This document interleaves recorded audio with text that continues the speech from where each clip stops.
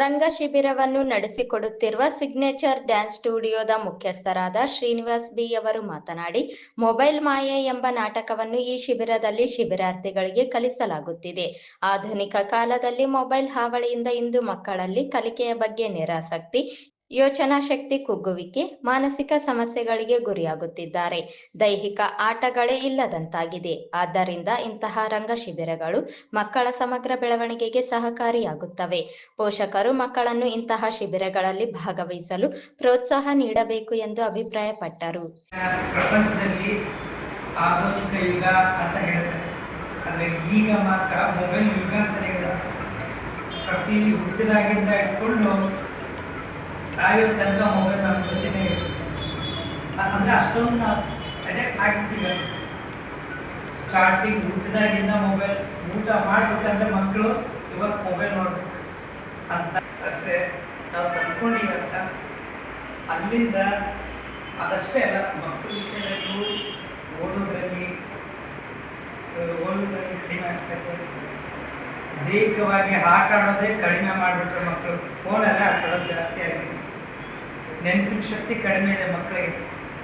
ಮಕ್ಕಳ ಏಜಲ್ಲಿ ನೆನಪಿನ ಶಕ್ತಿ ಜಾಸ್ತಿ ಇರಬೇಕಾದ್ರೆ ಅದೇ ಏಜಲ್ಲಿ ಮಕ್ಕಳಿಗೆ ನೆನಪಿನ ಶಕ್ತಿ ಕಡಿಮೆ ಆಗ್ತದೆ. ಇದ್ರ ಸಮಸ್ಯೆ ಏನಂದರೆ ನಾವು ಮೊಬೈಲ್ ಜಾಸ್ತಿ ನೋಡ್ತಾ ಇದ್ದೀವಿ. ಈಗ ನೀವು ವಾರ್ತೆಗಳಲ್ಲಿ ಟಿವಿಯಲ್ಲೆಲ್ಲ ಈಗ ವಾಟ್ಸಪ್ಪಲ್ಲೆಲ್ಲ ಭಾಳ ನೋಡಿರ್ಬೋದು. ಒಬ್ಬ ಹುಡುಗ ಪಬ್ಜಿ ಆಡ್ತಾ ಇದ್ದಾನೆ, ಹ್ಯಾಂಡಿ ಮ್ಯಾಟ್ ಆಗ್ತಿದ್ದಾನೆ ಅನ್ನೋದು. ಸೊ ಅವೆಲ್ಲ ರಿಯಲ್ ಆಗಿದ್ದ ಘಟನೆಗಳಲ್ಲ. ಆ ಒಂದು ಮೊಬೈಲಿಂದ ಆಗಿರೋ ಘಟನೆಗಳನ್ನೇ ತಗೊಂಡು ಹಿಂಗೆ ಸ್ಪೀಕ್ ಮಾಡ್ತೀವಿ. ಅದಕ್ಕೆ ಶಿಬಿರಾರ್ಥಿಗಳು ಚೆನ್ನಾಗಿ ಮಾಡ್ತಾ ಇದ್ದಾರೆ ಪ್ರಾಕ್ಟೀಸ್. ಸ್ಟಾರ್ಟಿಂಗಲ್ಲಿ ಅಂದ್ಕೊಂಡೆ ಮಾಡೋದು. ಹೋದ ವರ್ಷ ಭಗತ್ ಸಿಂಗ್ ಅವ್ರದ್ದು ಮಾಡಿದ್ವಿ ಲೈಫ್ ಸ್ಟೋರಿ. ಬಟ್ ಈ ಸತಿ ಸಾರ್ ಹೇಳಿದ್ರು, ಚಂದ್ರಬಸವ ಸರ್ ಸಾಮಾಜಿಕ ಕಳವಳಿ ಅಂತ. ಸೊ ಹಾಗಾದ್ರೆ ಯಾವ್ದು ಮಾಡೋಣ ಅಂತ ಸರ್ ನಾವು ಡಿಸ್ಕಷನ್ ಮಾಡಿದ್ವಿ. ಇಲ್ಲ, ಮೊಬೈಲ್ ಸಮಸ್ಯೆ ಇದೆ, ಅದನ್ನೇ ಮಾಡೋಣ ಸರ್ ಮೊಬೈಲ್ ಬಗ್ಗೆ. ಸೊ ಹಂಗಾಗಿ ಮೊಬೈಲ್ ಬಗ್ಗೆನೇ ಇದೆ.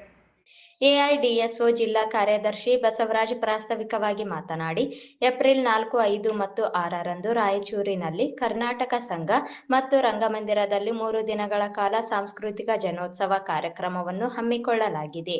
ಅದರ ಭಾಗವಾಗಿ ಈ ರಂಗ ಶಿಬಿರವನ್ನು ಹಮ್ಮಿಕೊಳ್ಳಲಾಗಿದೆ ಎಂದರು. ಪಂಡಿತ ತಾರನಾಥ ಸಾಂಸ್ಕೃತಿಕ ವೇದಿಕೆಯ ಕಾರ್ಯದರ್ಶಿಗಳಾದ ಶ್ರೀಮತಿ ಸರೋಜಾ ಗೋನವಾರ ಅವರು ಕಾರ್ಯಕ್ರಮವನ್ನು ನಿರೂಪಿಸಿದರು. ಎಐಡಿವೈಒ ಜಿಲ್ಲಾಧ್ಯಕ್ಷರಾದ ಚನ್ನಬಸವ ಜಾನೇಕಲ್ ಉಪಸ್ಥಿತರಿದ್ದರು. 20ಕ್ಕೂ ಹೆಚ್ಚು ಮಕ್ಕಳು ಶಿಬಿರದಲ್ಲಿ ಭಾಗವಹಿಸಿದ್ದರು.